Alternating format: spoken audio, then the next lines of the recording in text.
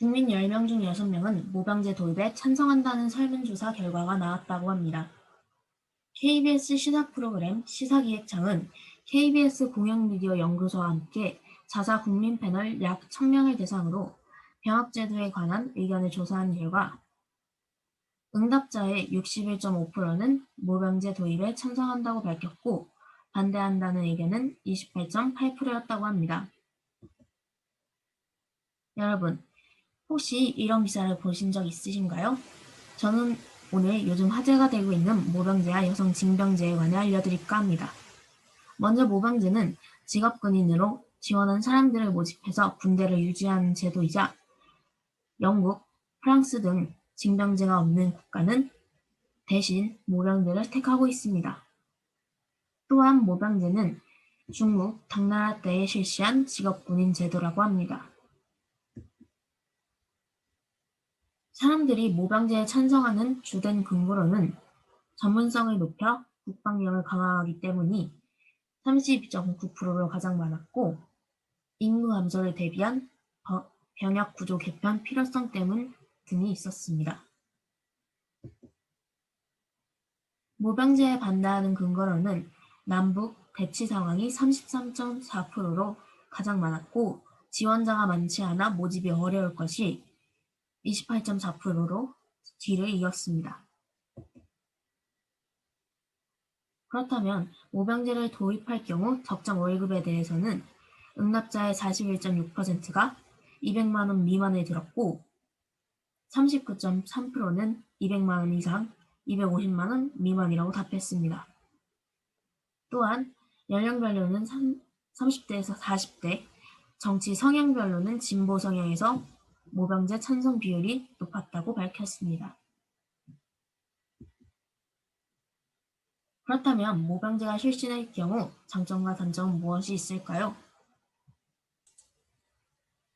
첫 번째는 모병제의 경우 의무가 아닌 직업의 개념이라 군대 상층부에서 인재 활용을 위해 고려해야 하는 사회적 비용에 대한 부담이 적어지며 소속 인원도 징병제에 비해 상대적으로 적은 수인 만큼 같은 군 유지 비용이라도 비교적 더 윤택하고 제대로 된 관리를 받게 되며 급여 또한 제대로 나온다는 점입니다. 두 번째는 교육, 훈련 측면에서 징병제에 비해 고려해야 될 점이 적다는 점입니다.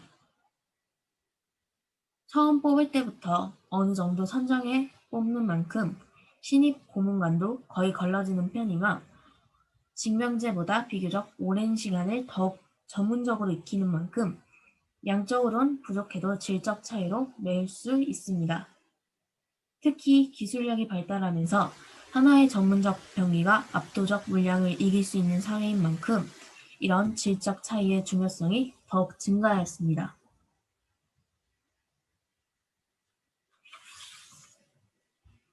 세 번째는 자유주의를 선택한 국가일 경우 군 입대에 대한 개인의 선택의 자유를 박탈하는 상상적, 사상적 모순의 여지가 없어진다는 점입니다.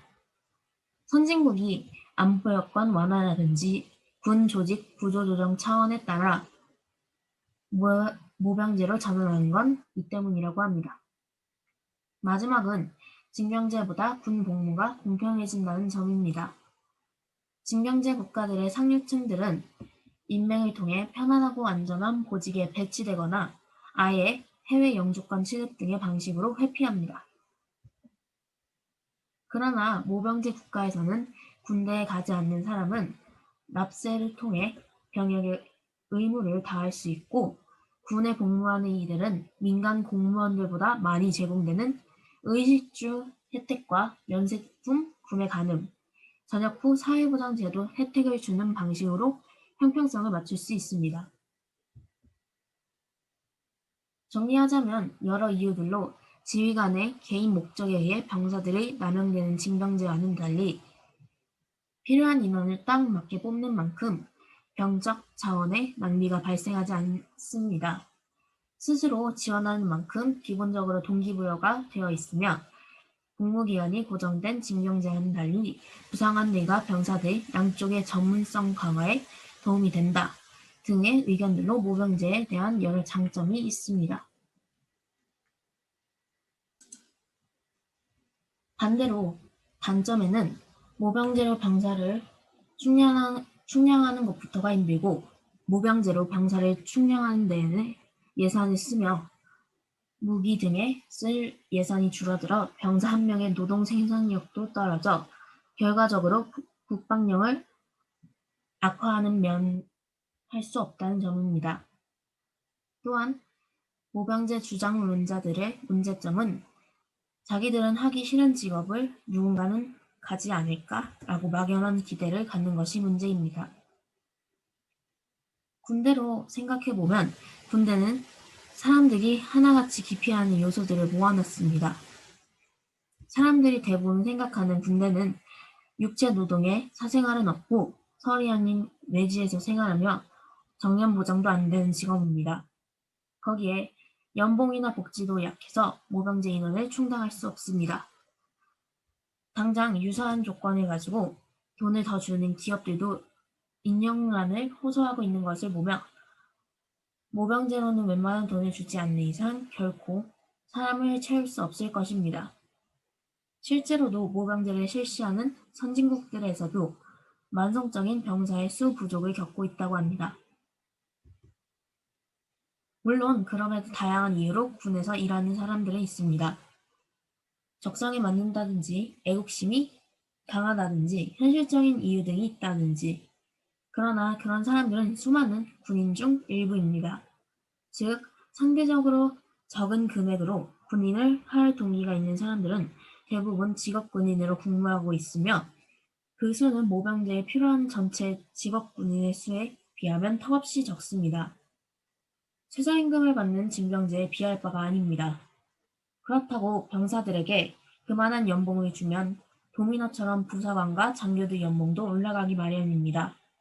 결국 인건비가 군사 예산 전체를 집어삼킬 것입니다.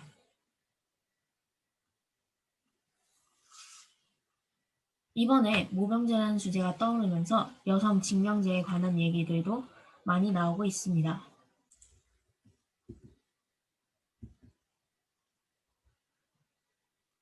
여성 징병제는 여성을 국가가 법령으로 병역 의무자를 강제적으로 징집하여 일정 기간 병역에 복무시키는 일을 말합니다.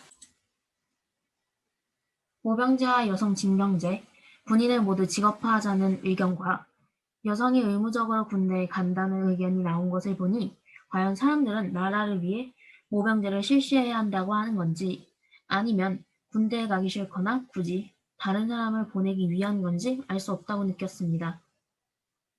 인원이 적기 때문에 여성 징병제를 해야 하지만 지원자 수가 적은 모병제를 실시하자니 모순되는 의견이라고 생각됐습니다. 이뿐만이 아니라 군인의 수가 적어지고 있고 여성의 의무가 적어지고 있다는 의견도 있지만 이런 기사들에 달린 댓글들을 보면 나라를 위한 의견보다는 남을 고생시키기 위해 내가 힘들다는 이유만으로 모병제와 여성 징병제라는 의견에 찬성하는 사람들도 있습니다. 모병제와 여성 징병제, 과연 실현될 수 있을지 여러 반발들에 대해 어떻게 대처할 건지 앞으로 지켜봐야 할 것 같습니다.